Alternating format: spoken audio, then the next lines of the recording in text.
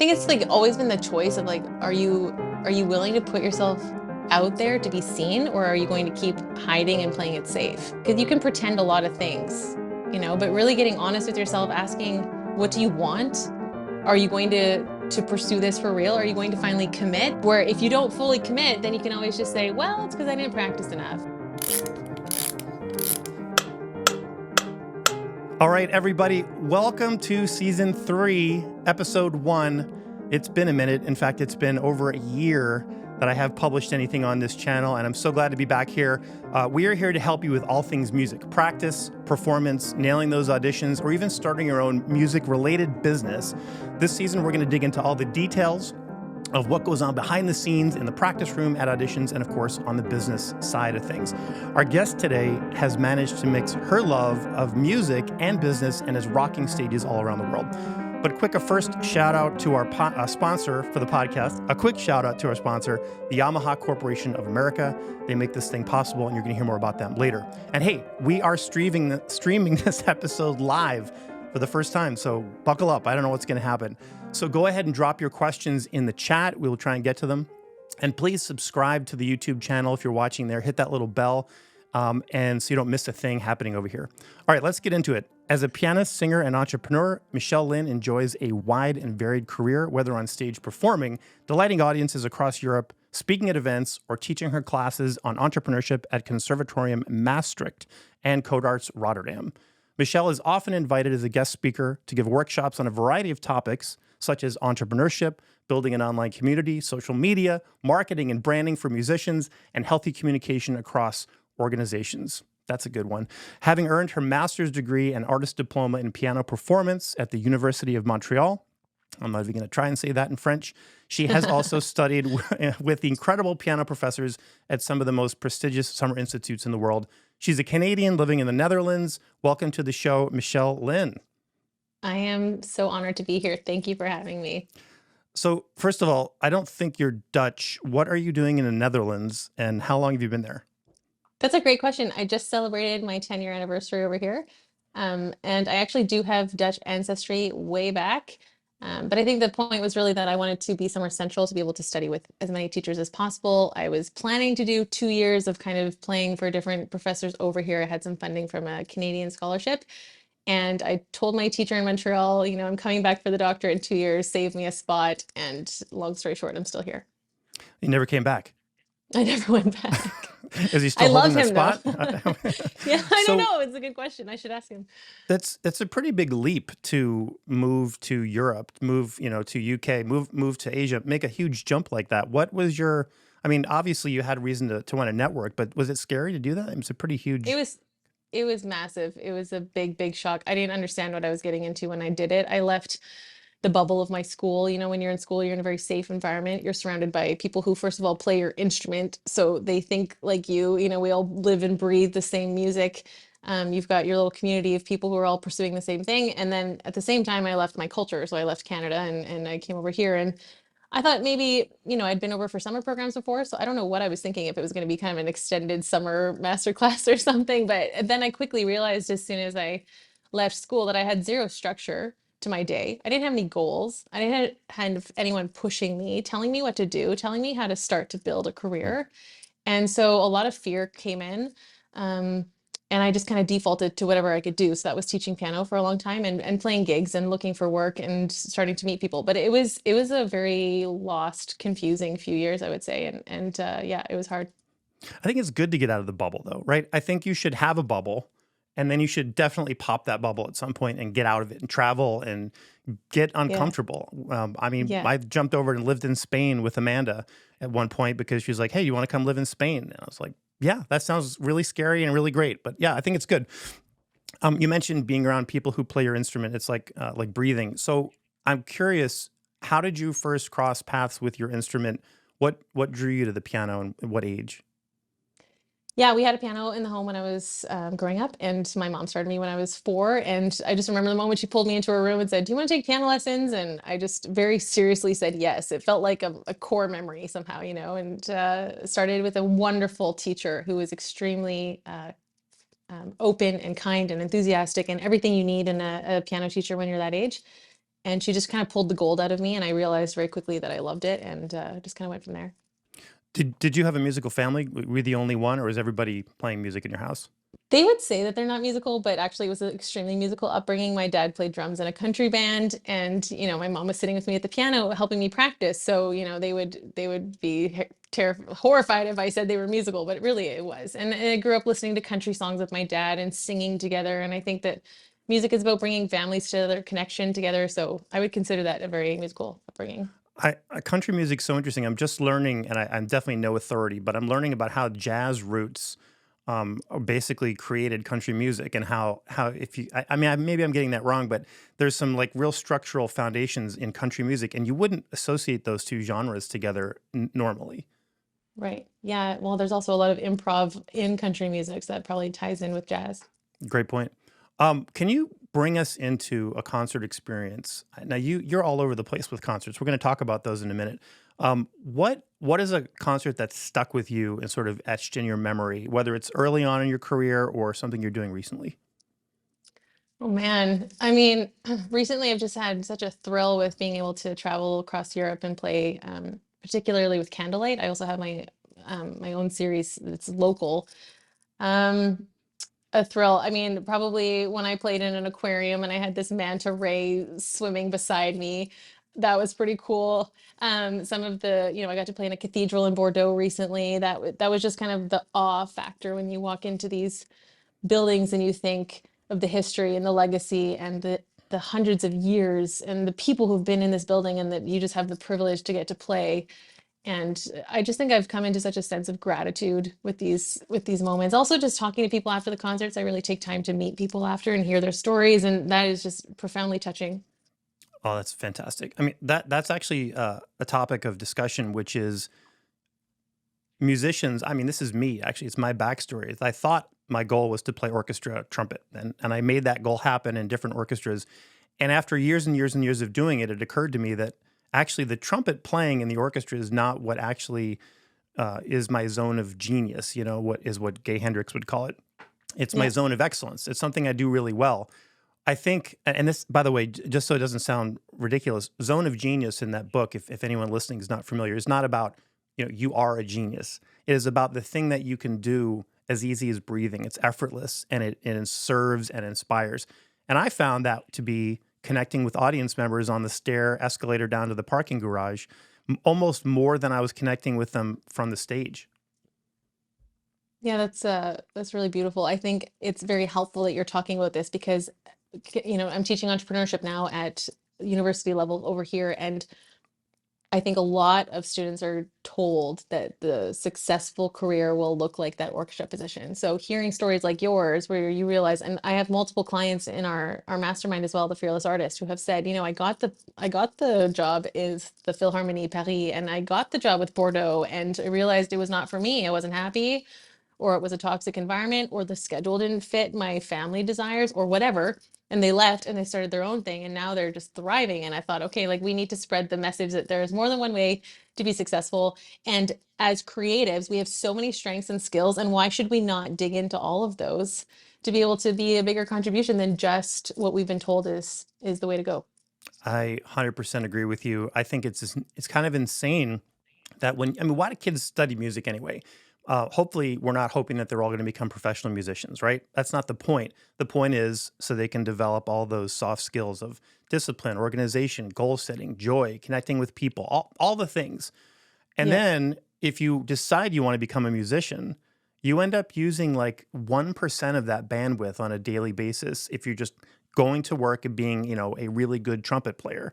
That you're Yeah. kind of missing out on all those other opportunities, which is why entrepreneurship in our field, I think, is a beautiful marriage. Yeah, I mean, just discovering what else you're good at. And as you're saying, like, I mean, we learn all of these great things that we can apply to other industries. And then it's like, well, you're only allowed to make all of your money through music, or all of your time has to be spent on music, or else you're not, insert limiting belief here, serious enough, good enough. Oh You my God. didn't, have enough hard work in the practice or whatever it is. And it's like, well, actually, maybe you have multiple interests. And art is the thing that has just struck me recently, is that so many artists or musicians of the past did multiple things. And no one Right. ever told them, you're not a Right. real musician because you also paint, or you're also a pastor, or you're also a composer, an organist, or insert, whatever. And it's a philosopher and in the library and reading and writing. And so we tell musicians, all of your time has to go towards this or else. And it's like, Right. that's just not working. Well, this is exactly one of my notes was the word success in music often comes with its own set of traditional expectations and definitions. So how do you actually personally respond when redefining that in your own terms and also and I think this is the most important part is enabling other people to help redefine what that looks like for them. Yeah. Yeah. I think for me, this has been a journey. I mean, you mentioned already in our intro perfectionism. I was definitely coming from that fixed mindset of success means one thing. And if you didn't get there, then you missed it, And so redefining success, I heard a really great definition of when you're intrinsically satisfied with the work of your day, that is your success. And um, I think that when we find the thing that lights us up inside and we know that we're being a contribution to the people around us and we're serving others, whether it's on stage or it's in the classroom or with your podcast. I mean, how many people are you reaching? We're resetting mindsets. It's so important. It's really, even with Instagram takes a ton of time, but the amount of people that we've been able to reach and the clients that we've been able to find, and also the message behind what we do. I mean, yeah, there is room at the table for everyone, and you have unique strengths and skills, and it sets you apart automatically. You don't need to find the special thing about you because you already have it. It's just about discovering it and developing it. So yeah, redefining success, like, when I wake up and I look at my schedule, do I feel excited or do I feel like this weight on me? And more it's getting just excited and grateful to get to do what I'm doing. There's room at the table for everybody. However, most people will find themselves standing across the room from the table and they're the ones that are like it's our own selves that prevent us from walking up and sitting down and partaking. And why is that? Well, I think we can talk about the elephant in the room, which we've touched on already. It's perfectionism. It's that we'd rather wait until it's perfect before we show it to anybody, and by then it's just so many opportunities are gone. So I mean, I like to say leap and build the helicopter on the way down.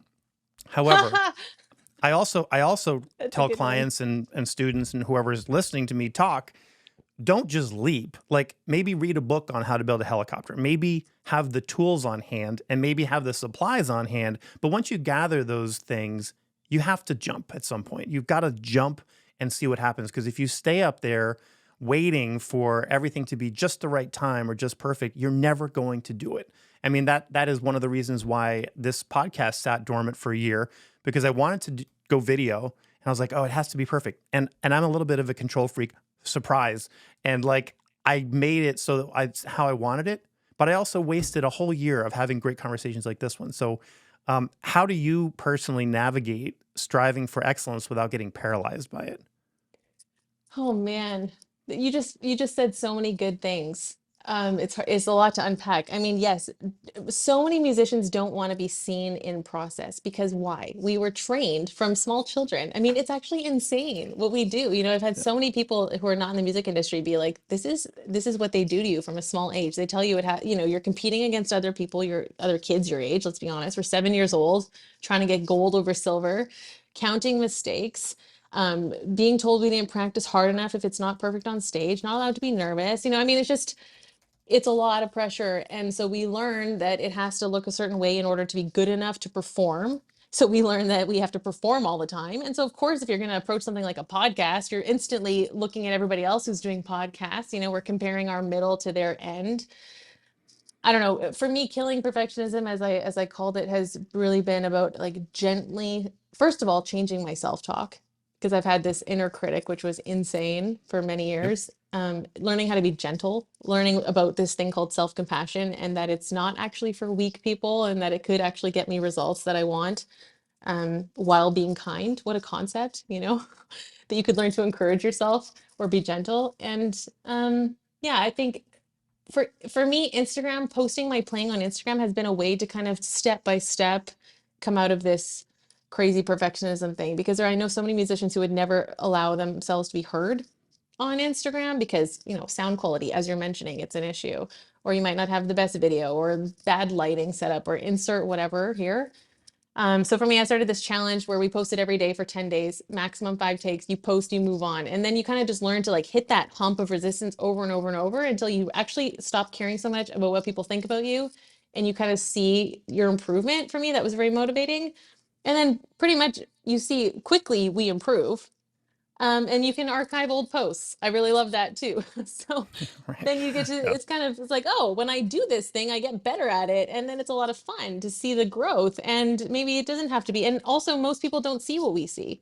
We walk off stage. What do you tell yourself when you walk off stage? Everything that went wrong. Yeah. Most people in the audience have no idea and they were just happy to be in the room. So, like, I don't know. I think a little bit of perspective zoning out has helped me too. Hmm. Yeah. Tell me about your process with being in the podcast. Like, how did you? Oh, yeah. I mean, what it is literally just realizing that if you don't, and this doesn't matter if you're dealing with practice room, performance, auditions, business building, podcasting, sports, relationships, I don't care what it is. If you're not willing to get a little messy and very, very, very, very, very uncomfortable, you're not going to create anything. And I mean, I swallow that honesty pill myself. It's not just, I'm no banner for it. I just know that this is how brains work. I think, you said something that really resonated with me about don't compare someone else's end to your middle. I have clients who are on the audition circuit right now who are Mhm. working so hard and they're doing such a great job in terms of the strategy and controlling what they can control. And they're still not advancing. Some of them are advancing, some of them are winning jobs. But when you're in that moment, that is the moment to not start the comparison game because I think it's lethal to your enthusiasm. And that is the number one resource that'll keep you moving through a huge goal like that. So I love that you said that.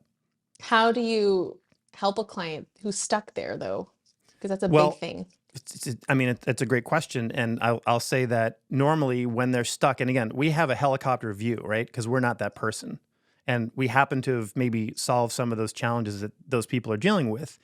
It's kind of like the jam in the jar can't see the label, right? Like no matter what that jar does, the jam does, they're not gonna be able to read the label. Whereas you can pick it up and be like, oh, strawberry preserve, 16 ounces. So I think some of the things that they're not connecting the dots on that maybe we've connected the dots on, or just the fact that we're holding space for them to be, we can see those things a lot easier.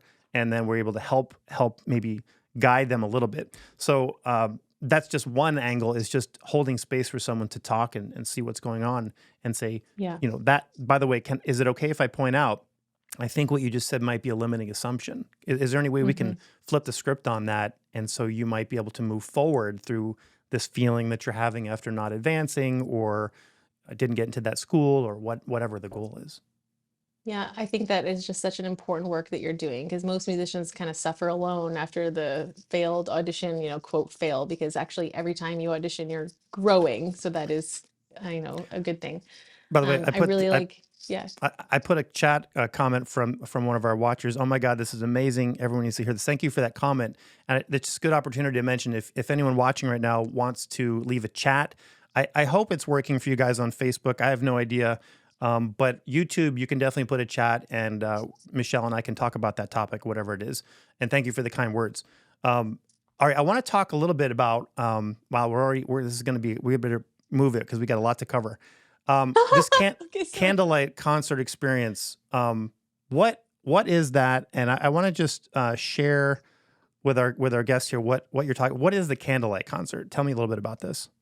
Yeah, so Candlelight is like a global entity now, and they started in Madrid, as to my understanding, 3 years ago, either before the pandemic or kind of through it. And they have a parent company called Fever, and they're a data company. So they were looking at the market and they're saying, where's the gap? And they saw a gap in classical music, but also combined with aesthetic. And of course, the big $1 million question has been for years, how do we get more young people to classical music concerts? So they found this huge hole and they were like, okay, how are we going to make aesthetic classical music concerts? Let's bring in thousands of candles. So, then they Look at also this. look for these beautiful, Look at this. that Look was at in this picture, you Amsterdam. guys. This is amazing. Yeah. I mean, can you imagine? I don't know how this would work with trumpet. I don't know if people would want to see a trumpet player standing in candles. Like maybe it would be some sort of hellfire image or something. But like this is such a cool image. I absolutely love this. Thank you. That was a photographer sitting in the front row in an Amsterdam show who sent that over. By the way, guys, I just want Yeah, you to, so sorry, I'm cutting you off all over the place. Sorry. Take a look at Michelle's website, michelleLynnPianist.com. We'll look at this again later, but there's a lot of concerts here that are sold out. There's some that are still available, but like sold out, sold out, sold out. I mean, I don't want to shift gears so quickly, but how are you marketing? How are you getting people to show up for these concerts and fill the place up? Like they look like they're full. yeah, Candlelight does an incredible job with the marketing team. So again, coming back to their data, they found this gap in the market and they're just pouring money into ads from what I understand, like TikTok and Candlelight. Like if you say the word Candlelight to your phone, your Instagram will blow up with ads. And I think it's also word of mouth. It's really smart because at the end, people are allowed to film only the encore. So the whole experience is phones off, this intimate, warm atmosphere. And that's really what they're selling. And it's so smart because they're not selling the music, they're selling an experience. And that's obviously what it's called. But the idea that you get to come to this wow venue with gorgeous jaw-dropping aesthetics and then hear this beautiful music, and it's something that most people don't do. I'm realizing more and more because they have reached this audience where a lot of people will say, I've never been to a piano concert before, thank you so much for introducing me to this. And I just think like, wow, like you guys have really hit the target market, like newcomers. And I think for us, it's such a great thing because these people who now come to a light classical music experience would then be way more likely to go to the symphony or the chamber music concerts because they're like, oh, I can go sit through a concert. I'm not going to be bored. I loved it the last time. So whether or not I'm surrounded by thousands of candles, I hope that people are still coming and getting this kind of wow experience. And another big thing is just talking to the audience and sharing stories from the stage is something I've really started to embrace in the last few shows. Whether it's shows from tour, like being stuck on the wrong train in France, or, things people have said to me, or anything humorous that I can think of that will make people kind of connect deeply to the music too. I think that it really made a difference. Take note, orchestras. Something like letting the audience record the encore is like free marketing. First of all, it also makes them like literally, you're literally following. I mean, like if you pick up your phone to post about something, you're probably going to hashtag LA Phil, Candlelight Concert, whatever it is. And Yeah. it also is giving them like, it's kind of like why what a weird thing just popped into my head. Bars put the name of the bar on the coaster, right? Because like if you're sitting in a bar with a friend, you don't even know what bar you're in, maybe you just popped in there to grab a drink, but the name is sitting there. It's putting the branding right in front of your face. And maybe you'll even write a note on that and take it home or something. I don't know if that made any Hopefully a sense as a phone comparison. number of someone who's cute, right? There, That's how there you you can go. slide in. No, but you're right. That's a trigger point. And we were talking about this in class today. Like how many trigger points can you get to your audience? So whether it's a coaster or it's a poster or it's an Instagram post, I mean, we need to be reaching our audiences all the time so that they're reminded of us. You just made a Dr. Seuss, a coaster, a poster, an Instagram poster. Like that was great. We got to set some music to that. Can we talk for a second? I'm very intrigued by the Opus 16 concert series you're involved with. Can you peel back the curtain a little bit on this? What was the genesis of this series? Where did this come from? Yeah, Opus 16 has been an incredible opportunity for me to build my performing career over here. So I am the artistic director of it.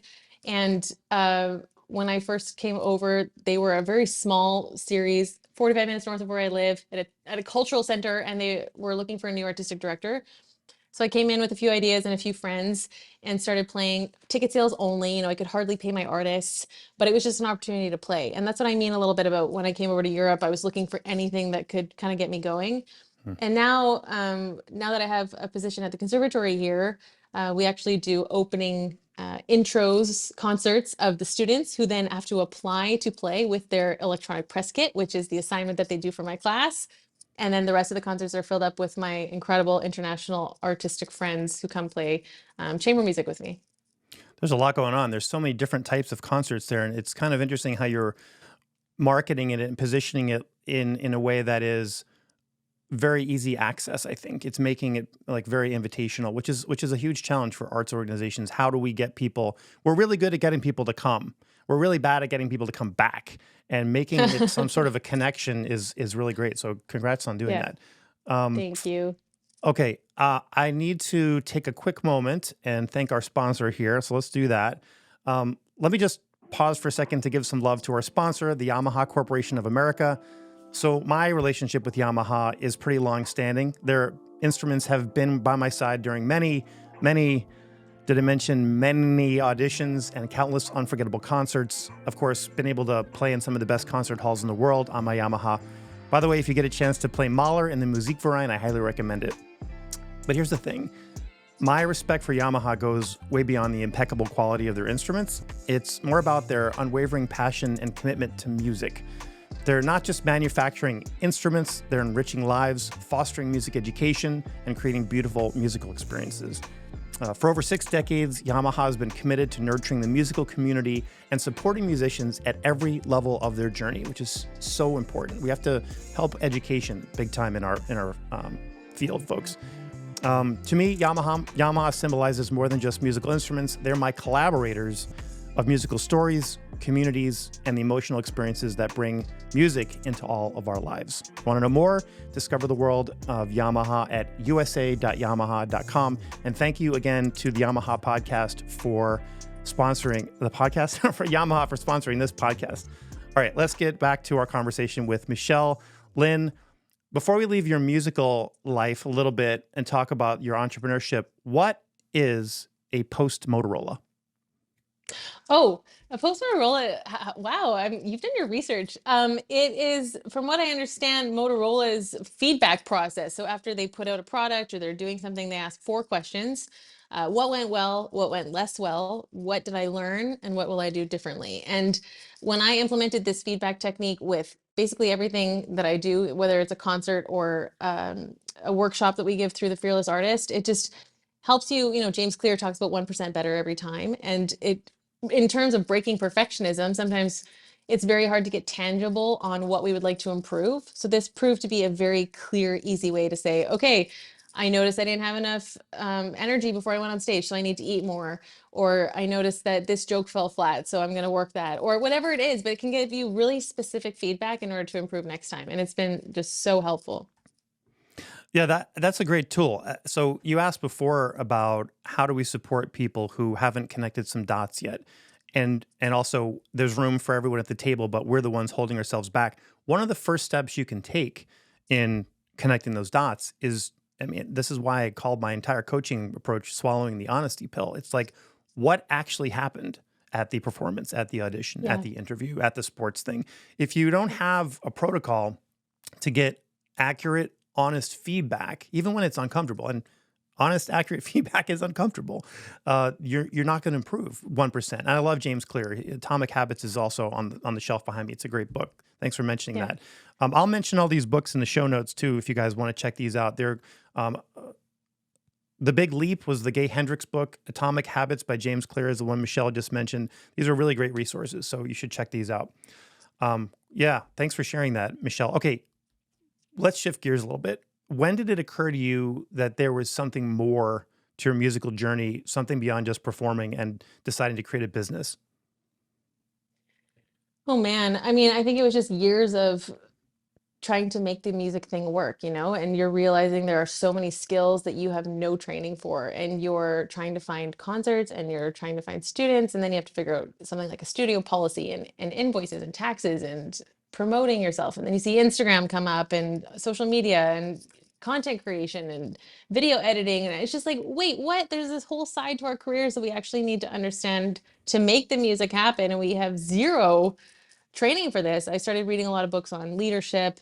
I facilitated some workshops, and that's when my best friend in Paris, Deanna, is a violist who studied at Juilliard. We took part in a mastermind with some of her Juilliard colleagues, and it was so helpful. It was basically 4 of us sitting in a Zoom call every other week, talking about what was going on in our lives, making some clear goals and getting out of our own heads. As you're so truly saying, it is usually our own selves holding us back.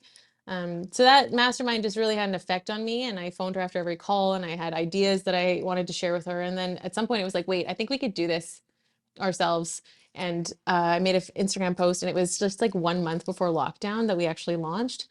And then since then, we've expanded our curriculum and especially combining it with my jobs at the university. So now we talk about, as you're saying, branding, marketing, negotiating, how to set your fees, how to find work, how to create multiple income streams. Not all of your money has to or should come from music.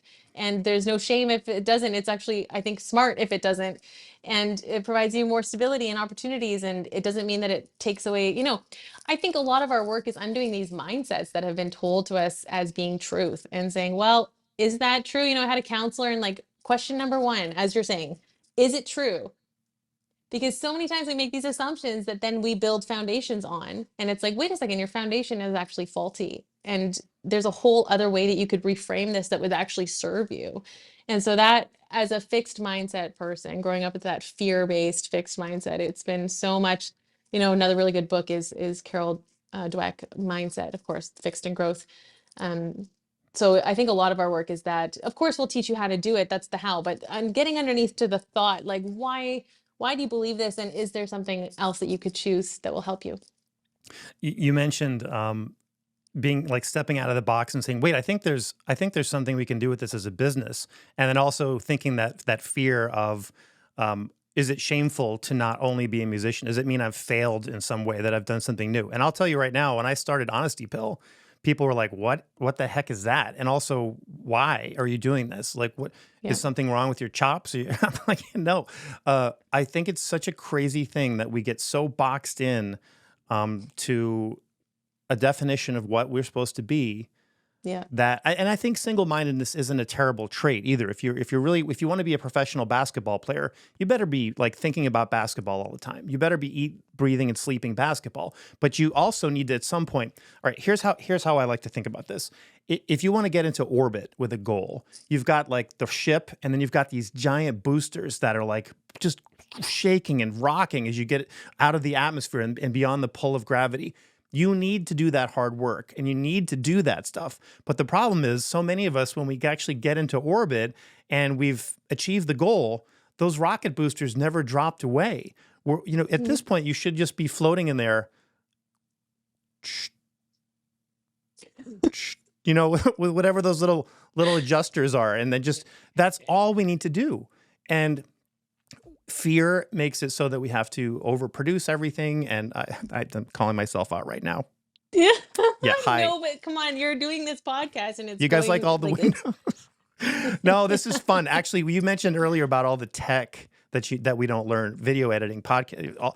I love it. In fact, I think I maybe should have been like a movie editor or something, because I think it's the way you can tell a story through how you present something is so powerful.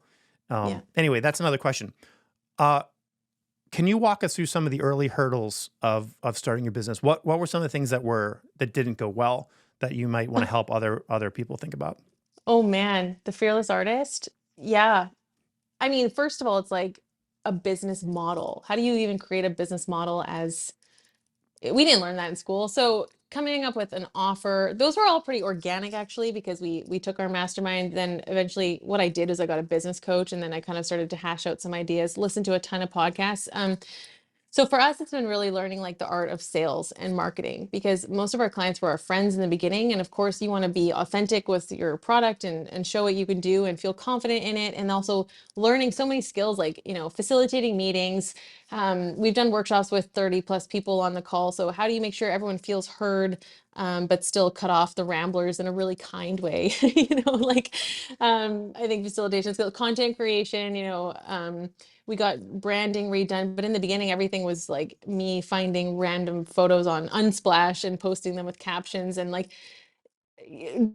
growing in professionalism, learning, when to invest, how much to invest. Do we need to buy the pro version of ConvertKit? I mean, all these decisions where you're trying to just figure it out as you go. Again, not having someone to kind of oversee it and taking risks, calculated risks. I'm much more of a risk taker than my business partner is. So we have big discussions. But yeah, I think just learning how to create an offer that people want, knowing what people want and doing it well, and learning how to sell it authentically has been probably the biggest growing point. Oh my God, we have so many thoughts in common on this. One of my clients who's watching right now, we literally just had the conversation in my online business accelerator coaching program. should I pay for the upgraded version of Thinkific to host my program? And Yeah. here's what I would say about, I mean, I think this is appropriate for auditions or business development or really any goal setting. And that's kind of what I love talking about, how people think in terms of goals. You're going to spend one of two things if you want to be successful. You're going to spend time or you're going to spend money. Or you might Mm. spend a combination of those two things. But when you come down to decisions like, should I buy the pro version of ConvertKit? You know, if you guys don't know what that is, it's an email marketing management system. It's fantastic. I use it. I think Michelle probably uses it if she mentioned it. And I do. yeah, you can either do all the stuff manually or you can pay, you know, whatever, $29 a month or whatever it is to get automation happening. And I think this is not a small thing to mention. The reason why I bring this topic up and why that jumped out at me, what you said, is this isn't about paying for technology. This is about realizing that you need help with something Mm-hmm. and saying, I'm going to give myself that help because A, I'm truly committed to this. This is a real thing I'm doing. I'm really going for that audition. I'm really going to build a business. And saying, spending some money on this tech or getting a coach, like you just said, is scary, scary, scary. But it's not scary because of the money necessarily. It's scary because you're actually making a commitment and a statement. I care about this. And then if it fails, then it's embarrassing. But if you don't actually buy the coach and don't pay for the things and you're kind of like on the sidelines waiting to go to the table and it doesn't work out, you can say, well, some other thing came up and I wasn't really invested anyway. And that right there is the thing to flip the script on if you want to be successful. What are your thoughts on that? I mean, I think you hit the nail on the head. And I think that's also a version of perfectionism, right? It's like, oh, I don't practice 100% because then I can just say, well, I didn't prepare when I didn't win the audition. It's like, oh, you can't see me. It's another way to hide. It's another way to put on this mask. So, yeah, when you pay for the pro version of a software, it's saying, I'm committing to making this business succeed. And I'm going to put myself, I mean, I'm creating content weekly. I am putting my face out there. At some point, you just got to be like, okay, who's seeing this? Who knows? Doesn't matter, because the people who are seeing it, the response that we're getting, the people who are saying like, yes, this message is helpful, those are the people that I'm choosing to focus on. And the rest is like, go with God, because like this message isn't for you, and that's okay. I don't have to be for everyone. I think that's been so freeing to Oh think yeah. like we've got a people to reach, and we're going to look for those people. But yeah, so what you're saying about committing to that thing, I think that's always been the thing. Like, is this a hobby, or are we going to try and make this like an actual income stream? So we're scaling. I think also a big question is scaling. You have to think 3 to 5 years ahead. Like if I'm paying for the pro version, yeah, of course I can do it all by myself now, but that's not going to be, if I 10x this, that's no longer sustainable. Right. So are you trying to think to build for the future, or are you building for right now? That's a huge concept. I think a lot of musicians never learn to think of these kind of big things to build with that in mind. So especially with the student mentality, like, oh, I'm going to do a master's here, it's 2 years, and then after I'm going to audition for another master's, so I'm going to move to somewhere else, especially in Europe, right? So easy to just pop around. And then after that, I'll do a 1 year program here. So there's like a lack of settling and committing and putting down roots and saying, this is it. And I think that's also a way to kind of protect yourself. It's like, oh, well, I didn't say I committed, so it's fine if it doesn't work. You can change your mind too. I think it's important to commit and also give yourself the flexibility that maybe that's not what I want to do, or maybe what I thought. It's like me. Maybe I thought I wanted to be an orchestral trumpet player. And by the way, LA Phil, if you're listening, I'm very happy with my job. I love my job, but it wasn't the thing that like fires me up in this way. And that's Yeah. okay. That doesn't mean you're Yeah. not successful if you want to have a portfolio career, by the way, especially when something like a pandemic happens. The side hustle was the only hustle. And it not only, Exactly. paid my bills, but it also like inspired me. And I think it supported people too. I hope it helped some people. Okay, one more question on this. If you could sit down with one of your budding musicians, people just starting out, what would, in the entrepreneurship space, what piece of advice would you give them that would be like the number one thing you'd want them to know? I mean, consistency. Everybody starts with this huge thing, like I'm going to post 3 times a day and I'm going to do these big things. And dreams are fine, but you gotta ask yourself, what can I actually do and sustain? Because for us, it's a quote that is I've held on to so long. Like, successful people are just the ones who didn't give up. And the fearless artist, like we've had our ups and downs. My business partner just moved to the States. It's from Paris. It's been a big time of transition. Sometimes it's been like, okay, who's doing what here and is anything happening? And so I just keep telling myself, look, I just got to show up. I just got to send the newsletter. I got to make some content. We got to reach out to some people and let them know like we're around and we're here and we're committed. And if you can figure out the long game, I think that you're going to be way ahead, because I've seen so many people start quickly and burn out. And yeah, we've been able to kind of just keep progressing and seeing the growth. And that's exciting. I feel really proud when you can look back and be like, wow, before we hired our content creator, we went through this like orange phase where I don't know what I was thinking, but I was creating all this stuff on Canva. It's just like, it's funny. I show my students now to laugh. I'm like, this is what branding looks like. Here's what happens when you pay someone to do your branding, and here's what happens when you don't. And they're all Yes. just like, wow, we see the difference. Branding, we could have a whole other podcast conversation about branding. Branding is messaging, it's connection, it's understanding who you are. It's not about fancy logos, although having a logo is helpful. Oh my God, you can't. I would say, look, if you're starting, figure out how to use Canva. It's free. But when you're ready to actually step up into a commitment, hire a professional graphic designer. They are way better. I'm going to have my designer, shout out to Helen at the Think Farm. Go check out her website, The Think Farm. I'm not going to spoil the story here because it's a fun one with her, but she like sees things that are right in front of you. It's the jam in the jar again. A great graphic designer will not only see those things, but help you articulate it in a very clear way. Okay. I want to make sure we don't take too much of your time, but I want to say, you said something recently on social media that I really wanted to touch on. I think it's really important, which is about how classical musicians are serious and the work we do is serious and we are serious people. And the quote that I heard that I love, and I'd love to get your feedback on, is take your work seriously, but don't take yourself seriously. And I know there's many different ways to flip that, but what is your sort of, how do we keep people from like melting down and worrying and being perfectionists and imposter syndrome and all that, but still like doing the work? How do you separate that? Where are the boundaries? How does it work? It's a really good question. I have a sticky note in my office. My office is covered with sticky notes, and one of them says, you can work hard and be happy at the same time.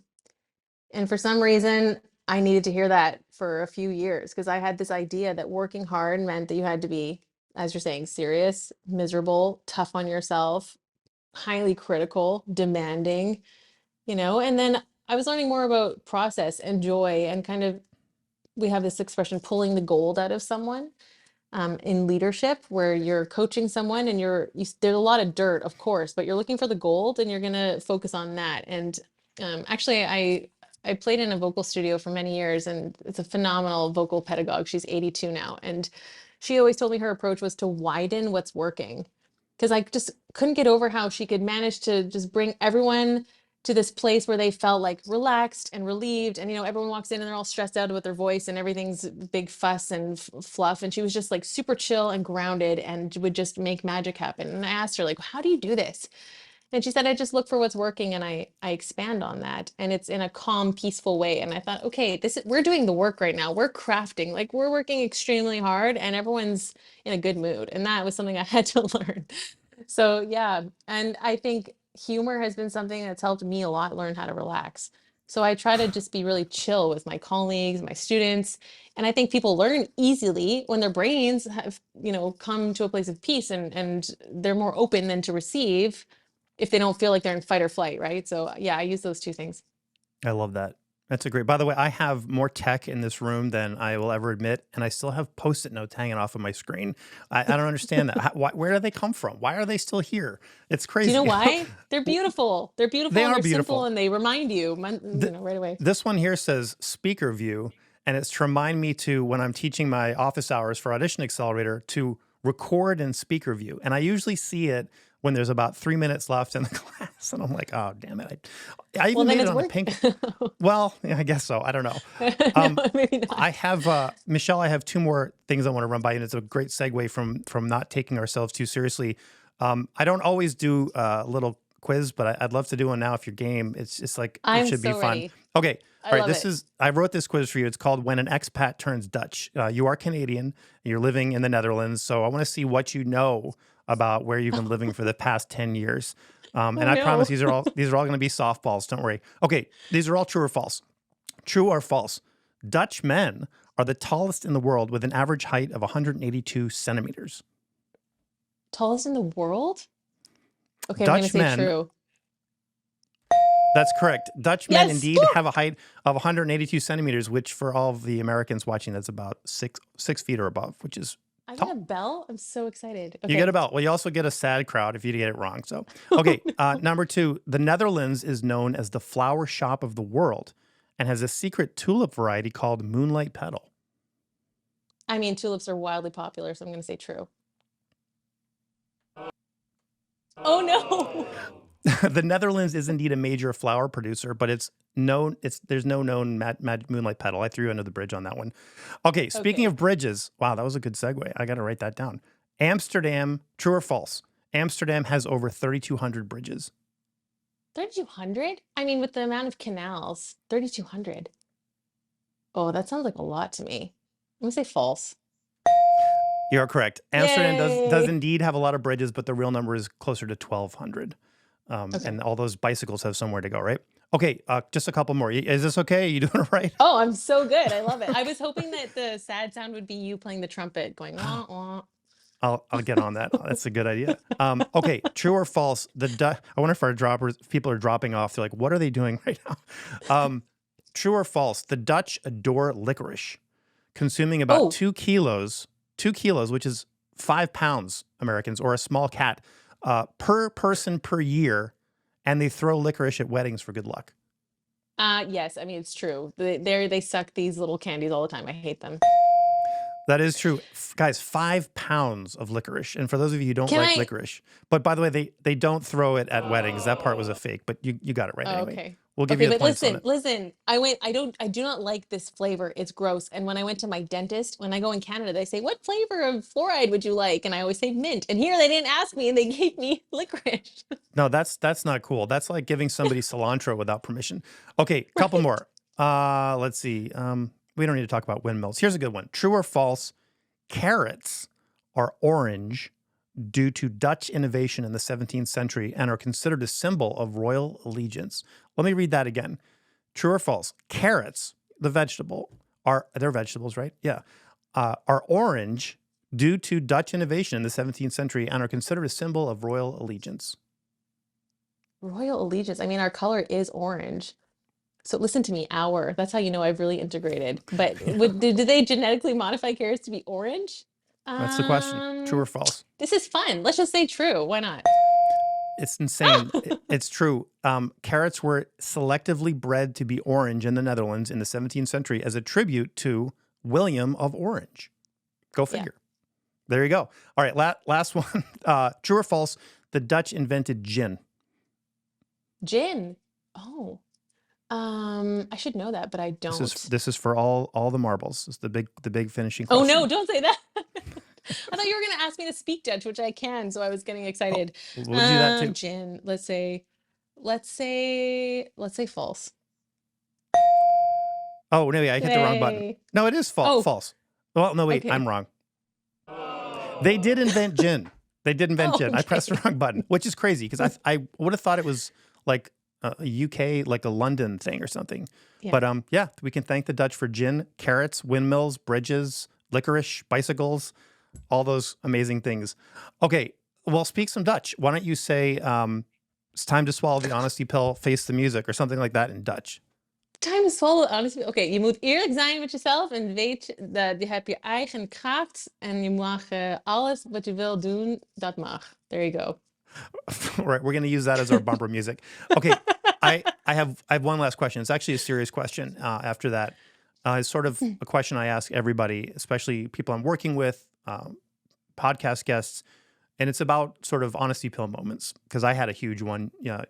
When I realized something's not working. Back when I graduated from school, 3 degrees, music education, performance, master's in performance, $40,000 student loan debt, student loan bills to pay, wasn't advancing in 8 auditions in a row, was the moment where I said, something's got to change here, or this isn't going to happen. Honesty pill moment. Can you share a time where you hit a major roadblock, a real honesty pill moment, where you had to face some truths that were threatening to derail your journey? And how is tackling this head on changed where you are today? Oh man.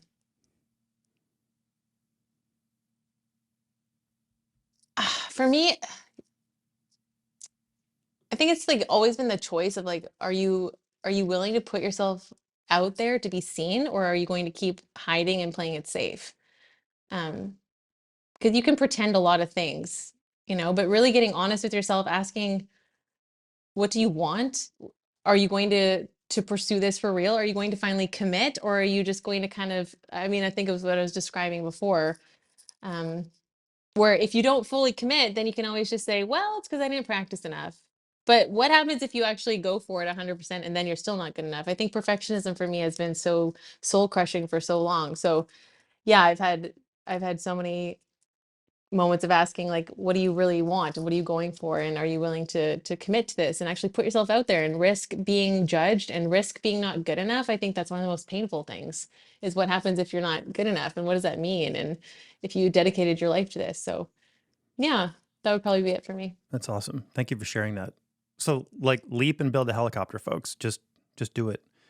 Yeah. Soul crushing, no fun. Life is too short for soul crushing paralysis through perfectionism. So, Michelle, thank you so much for this conversation. Seriously, talking about this stuff just redefines it for me. I hope it inspires people listening to think about what their barriers are, what their goals are.